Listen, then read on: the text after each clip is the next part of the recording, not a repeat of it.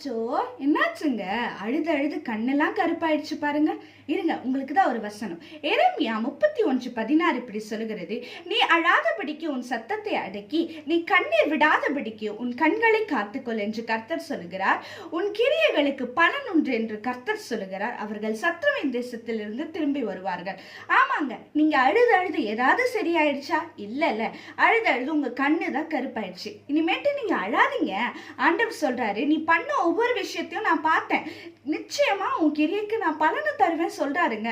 அப்புறம் நம்பிக்கை இழந்து அழாதீங்க, எல்லாம் சரியாயிடுங்க. நீங்க அழுதா நல்லாவே இல்லை, நீங்க சிரிச்சாதங்க அழகா இருக்கீங்க. உங்களுக்காக ஒரு ஜெபம் பண்ணவா?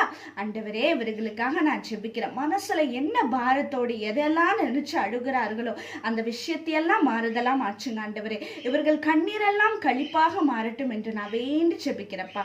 இயேசுவின் மூலம் நல்ல பிதாவே, ஆமீன். சிரிச்சுட்டே இருங்க.